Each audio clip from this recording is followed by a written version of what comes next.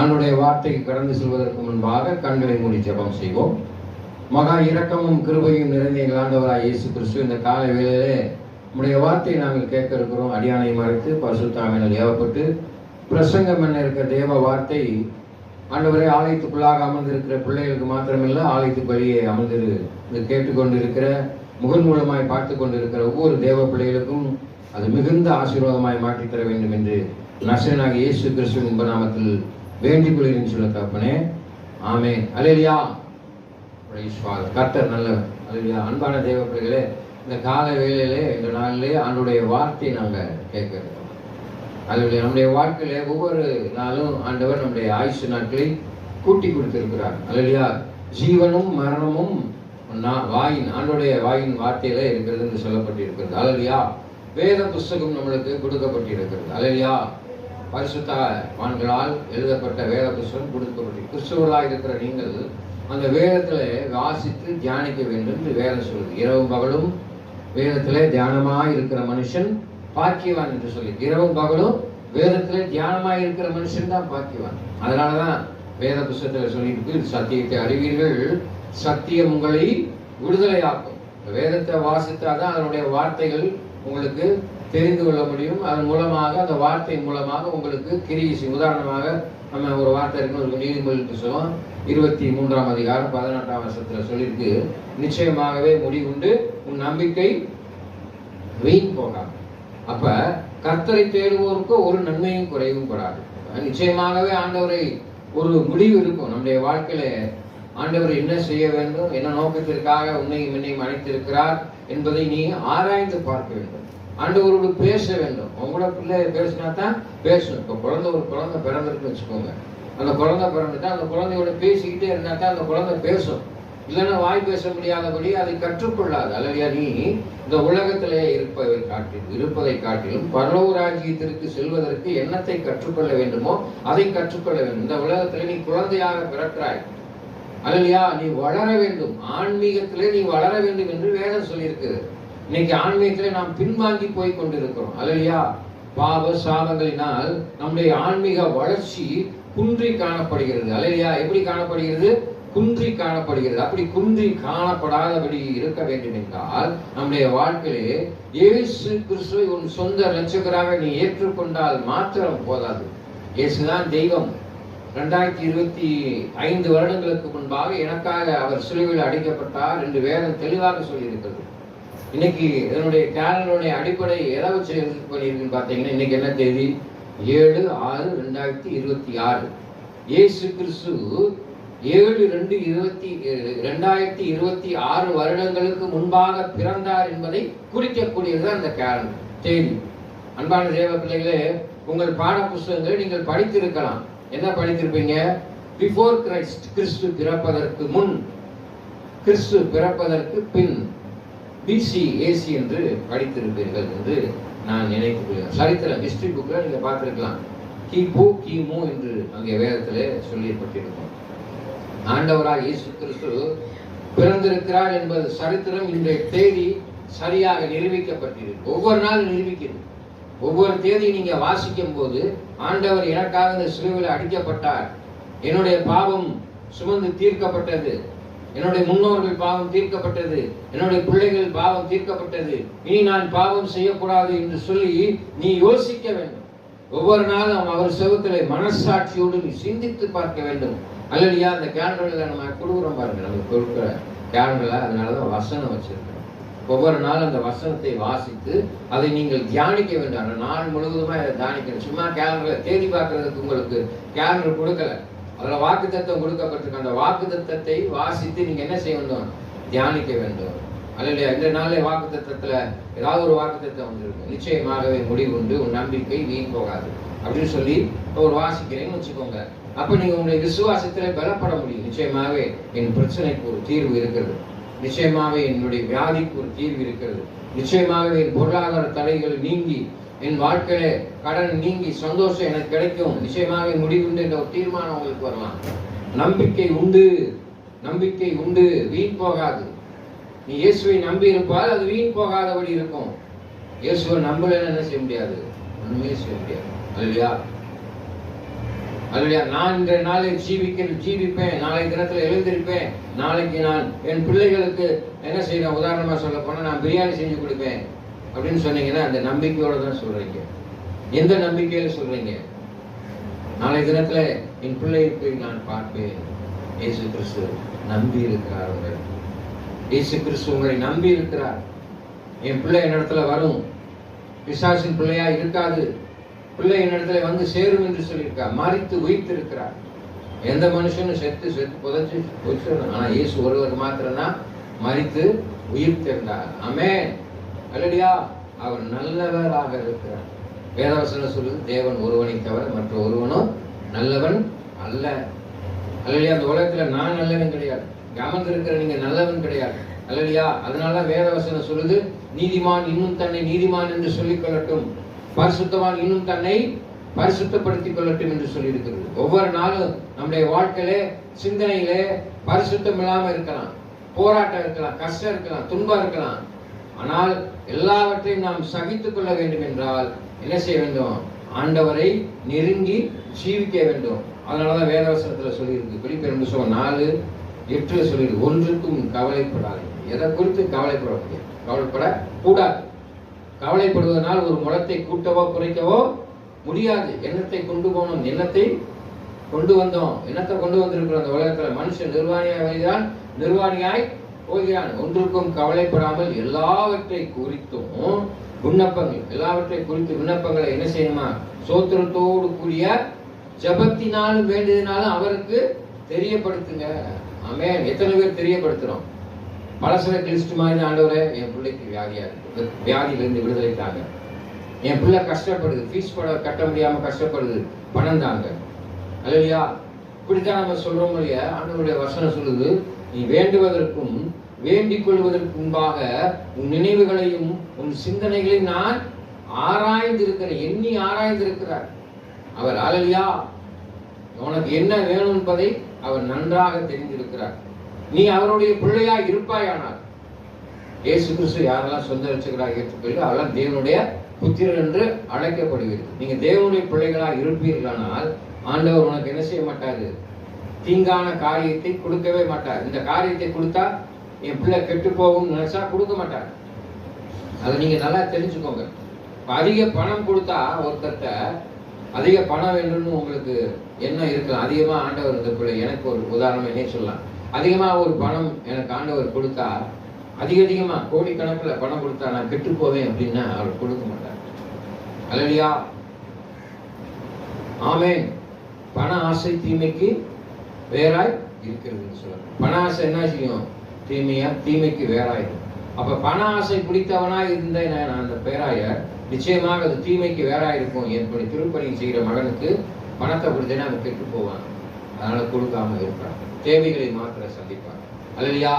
என் மகன் கெட்டு போக மாட்டான் அப்படின்னு கோடிக்கணக்கில் கொடுப்பார். அநேக ஜனங்களுக்கு உதவி செய்யக்கூடிய வழிவாசலை திறந்து கொடுப்பார். ஆமென். தேவைகளை மாத்திரம் அவர் சந்திப்பார். ஆமென். எலியாவுடைய தேவைகள் சந்திக்கப்பட்டது. அவர் பசியாக இருந்தார், ஆண்டவரை துதித்துக் கொண்டே இருந்தார், காகை கொண்டு அவர் போஷித்தார் என்று பார்க்கிறோம். ஆமென். அல்லேலூயா. நிச்சயமாக உங்களுடைய வாழ்க்கையில் அவர் என்ன செய்வார்? உன் தேவைகளை அவர் சந்திப்பார். கர்த்தர் என் விண்ணப்பத்தை கேட்டார், என் ஜெபத்தை ஏற்றுக்கொள்வார். விசுவாசிக்கணும். ஆண்டவர் என்னுடைய வாழ்க்கையிலே நான் வேண்டுற காரியம் எல்லாவற்றையும் அவர் கொடுப்பார் என்று நீ விசுவாசிக்கணும். உன் விண்ணப்பம் கேட்கப்படும் என்று விசுவாசிக்கணும். ஏன்னா நான் ஜெபம் பண்ணி ரொம்ப நாள் ஆயிடுச்சு, இதற்கு பதிலை காணோம் என்று நீ சற்று என்ன செய்யக்கூடாது? சந்தேகத்தோடு ஜெபம் செய்யக்கூடாது.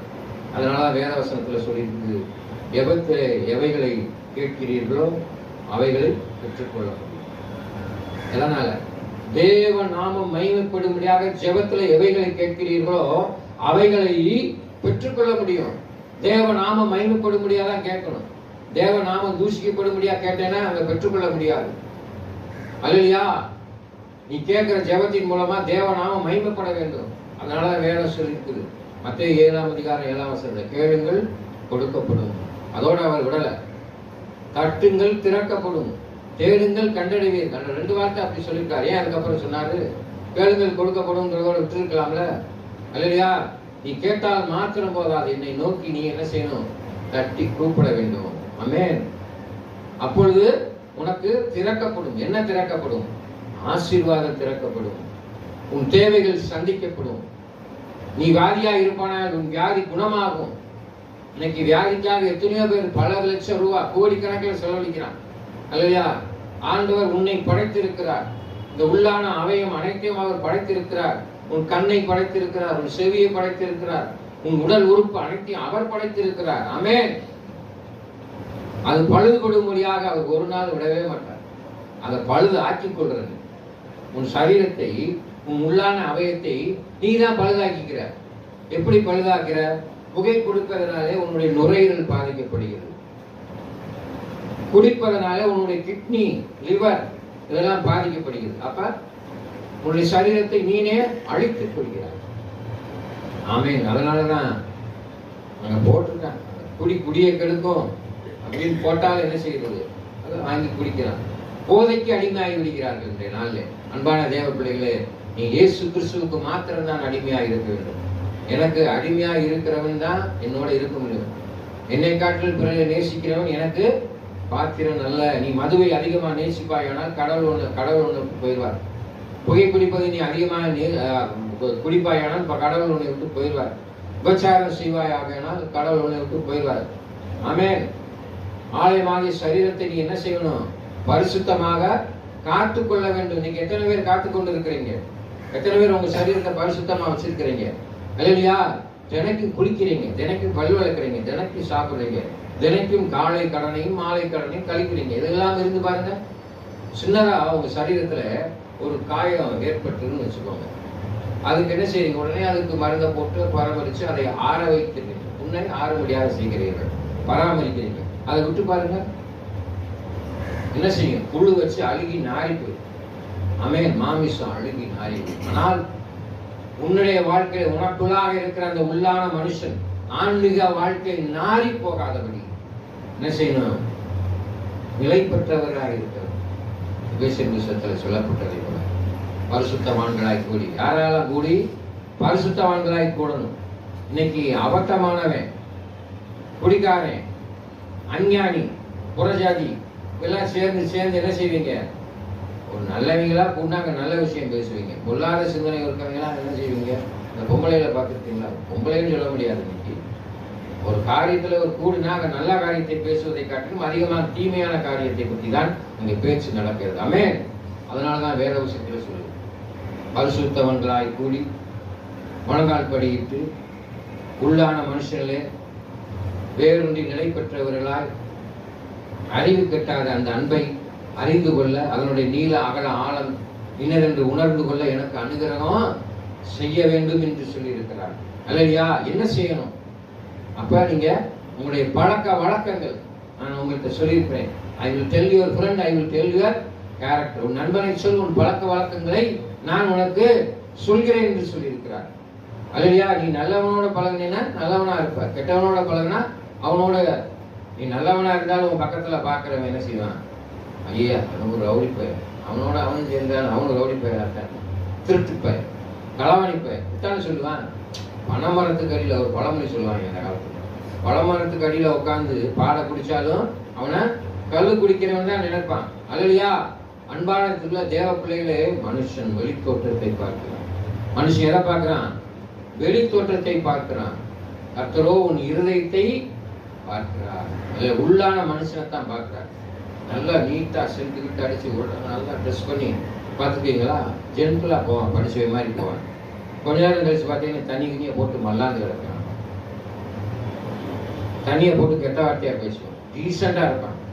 செய்யறாங்களா இல்லையா? அப்ப வெளியே தோற்றம் அழகா இருக்கும். வெள்ளை அடிக்கப்பட்ட கல்லறைகளா இருக்கக்கூடாது. என்னவா இருக்கக்கூடாது? வெள்ளை அடிக்கப்பட்ட கல்லறையா இருக்கக்கூடாது. ஆமென். அன்பான தேவ பிள்ளைகளை, உனக்குள்ளாக இருக்கிற மனது வெள்ளையா இருக்கணும். வெளியே நல்லா நீட்டா பிரகாசமா இருக்கிறது பிரயோஜனமே கிடையாது. சுத்தமா இருக்கும். ஆனா நடிக்க கூடாது. இன்னைக்கு எத்தனை பேர் நடிக்கிறார்? நல்லவனுக்கு போல நடிப்பார்கள். ஆமென். பொல்லாத சிந்தனை விடுவார்கள். அதனாலதான் முழு இருதயத்தோடு, முழு சிந்தையோடு, முழு மனதோடு ஆண்டவரை தேட வேண்டும். முழு மனதோட தேடணும், முழு சிந்தையோட தேடணும். அப்பதான் ஆண்டவர் உங்கள்கிட்ட வருவாரு. இல்ல என்ன செய்ய மாட்டாரு? பிரவேசிக்கவே மாட்டாரு. அல்லையா? நீ வாசம் செய்கிற ஆண்டவர் எப்படிப்பட்டவராக இருக்கிறார்? வெளிச்சமாக இருக்கிறார். நம்ம இருட்டுக்குள்ள எவ்வளவு நேரம் இருக்க முடியும்? இல்லையா? கஷ்டப்படுவோமா இல்லையா? பார்வையற்றோர் பார்த்தீங்கன்னா ஒரு குச்சியை வச்சுக்கிட்டு எவ்வளவு சிரமப்படுறாங்க இந்த உலகத்துல ஜீவிப்பதற்கு.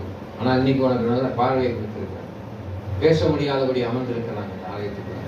ஆனால் அவர்கள் ஆண்டவரை தேடி பாடி துதித்து பேச முடியலனாலும் இந்த சகோதரர் பாடுறாரு. ஆனால் வாய்களை நல்லா இருக்கிற நம்ம பாடுறதுக்கு வலிக்குது. ஆண்டவரை துதிக்கணும்.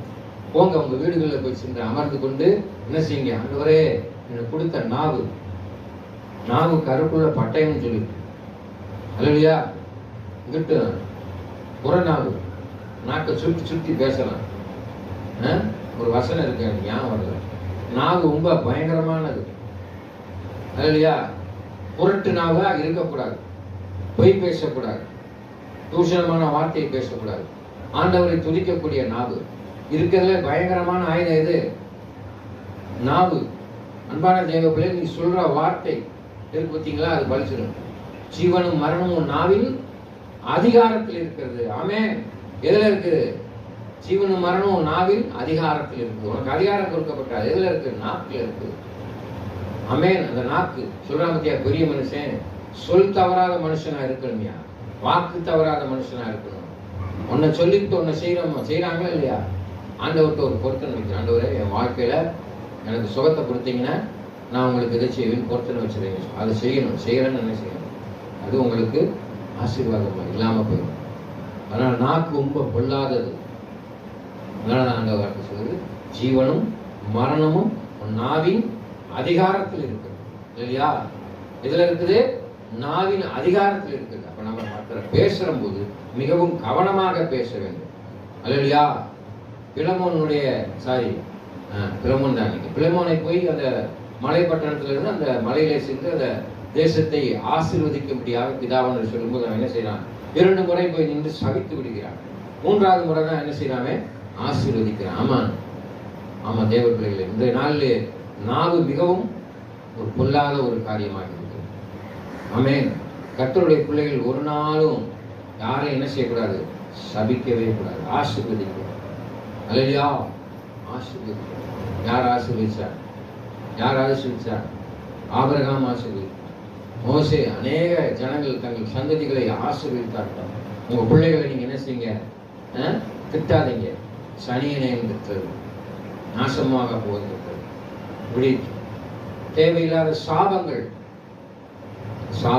விடக்கூடாது. அன்பான தேவ பிள்ளைகளே, இயேசு கிறிஸ்து அவர் வந்ததனுடைய நோக்கம் மனிதனை மீட்டெடுக்கும்படியாக, சபிக்கும்படியாக வந்தார். பாவம் செஞ்சிருக்கிறான், ஐயோ இவங்களை படைச்சது ஏன் தான் படைச்சோம் அப்படின்னு சொல்லி இது பண்ணாங்களா? இல்லை.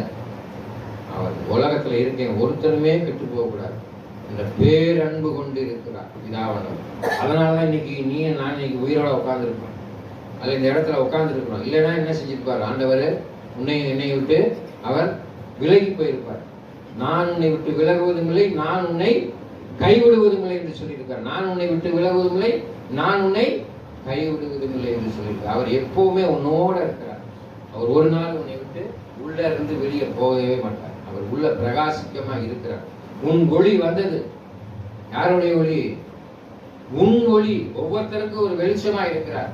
உன் ஒளி வந்தது, எழுந்து பிரகாசி என்று சொல்லி அல்லையா? எழுந்து என்ன செய்யணும்? நீ பிரகாசிக்கணும். உன்னில் உள்ள வெளிச்சம் இருளாகாதபடி காத்துக்கொள்ள வேண்டும் அல்லையா? நீங்க பாத்தீங்கன்னா சில பேர் மூஞ்சி பாத்தீங்கன்னா இருந்து போயிருக்கு, முகம் பூரா இருந்து போயிருக்கு. நல்லா பிரகாசமா இருக்கிறான்னு சொன்னா அவனுக்குள்ள சந்தோஷம், சமாதானம் இருக்கு. சந்தோஷம் இல்லை, சமாதானம் இல்லைன்னு வச்சுக்கோங்க. அவனுடைய இருதயத்துல அவனுக்கு மூஞ்சி எப்படி இருக்கும்? கடுகடுன்னு சிடிச்சுட்டு இருப்பான். சில பேர் பார்த்தீங்கன்னா எரிஞ்சு விடுவாங்க, எப்ப பார்த்தாலும் கோபப்பட்டுக்கிட்டே இருப்பாங்க. அவனுடைய தேவனுடைய அன்பு இருக்காது. தேவன் அன்பு ஒருத்தருக்கு இருக்குமானால் இயேசு கிறிஸ்து அவனுக்குள்ள வாசமா இருப்பதனால தேவ அன்பை அவன் என்ன செய்வான்? பிரதிபலிப்பான். ராஜரிக பிரமாணமாகி உன்னை போல் பிறரை நேசிப்பான். எத்தனை பேர் நம்ம அதை செய்யணும்? இயேசு உனக்குள்ள இருப்பாரானால் நீ அநேகரை என்ன செய்வாய்? ஆசீர்வாதமாய் வைப்பாய். அநேகருக்கு நீ ஆசீர்வாதமாய் இருப்பாய். வேதவசனம் சொல்லுது, இயேசு கிறிஸ்து நன்மை செய்த மனிதனாய் சுற்றி திரிந்தார் அல்லையா? குருடன் கண்களை திறந்தார், செவிடர்களின் செவிகளை திறந்தார், ஊமையனை பேச செய்தார், பிசாசு பிடியில் இருந்தவனை பிசாசிலிருந்து துரத்தினார். அப்புறம் என்ன செய்தார்? மரித்தவனை உயிர் தருந்த செய்தார். குஷ்டரோகியை குணமாக்கினார் என்று பார்க்கிறோம். ஆமென். அவர் என்னுடைய நலத்தை விரும்பக்கூடியவராக இருக்கிறார், நலம் விரும்பியாக இருக்கிறார், நன்மை செய்யக்கூடியவராக இருக்கிறார். அல்லேலூயா. அதை போல உங்கள் வாழ்க்கையில் நீங்கள் நன்மை செய்ய வேண்டும். ஆதியாகமம் சொன்னால் 7 சொல்லி, நன்மை செய்தால் மேன்மையிலையோ, நன்மை செய்யாவிடில் உன் வாசற்படியிலே பாவம் படுத்து கிடக்கிறது. ஆமென். கண்களை மூடி ஜெபம் செய்வோம். மகா இரக்கமும் கிருபையும் நிறைந்த எங்கள் ஆண்டவராகிய இயேசு கிறிஸ்துவினாலே நம்முடைய வார்த்தைகளை குறித்து சில காரியங்கள் நாங்கள் தியானித்து வந்தோம். இயேசு கிறிஸ்து நன்மை செய்த மனிதனாக சுற்றி திரிந்தார் என்று பார்க்கின்ற நாளிலே நாங்களும் அநேகருக்கு ஆசீர்வாதமான பாத்திரமாய் நன்மை செய்யக்கூடியவர்களாய் உதவி செய்யக்கூடியவர்களாக இருக்கும்படியாக எங்களை ஆசீர்வதிங்க. என்னை பலப்படுத்துகிற கிறிஸ்துவினாலே எல்லாவற்றையும் செய்ய பலனுண்டு என்று சொல்லியிருக்கிற எங்களுக்கு நல்ல பலத்தையும் சுகத்தையும் தந்து இந்த நாளை அநேகருக்கு நாங்கள் பிரயோஜனங்களை பாத்திரமாய் மாற்றித்தர வேண்டும் என்று இயேசு கிறிஸ்துவின் நாமத்தில் வேண்டிக் கொள்கிறேன் சொல்லுங்க. ஆமென். என் ஆத்துமாவை கர்த்தரை ஸ்தோத்திரி, என் முழுமையான பரிசுத்த நாமத்தை ஸ்தோத்திரி. என் ஆத்துமாவை கர்த்தரை ஸ்தோத்திரி. கர்த்தர் செய்த சகல உபகாரங்களை மறவாதே. ஆமென். நம் ஆண்டவராகிய இயேசு கிறிஸ்துவின் கிருபையும் பிதாவினுடைய அன்பும் பரிசுத்த ஆவியானவரின் அந்யோன்யமும் இப்பொழுதும் சதா காலம் இருப்பதாக. ஆமென். கர்த்தர் தாமே உங்களை ஆசீர்வதிப்பார்.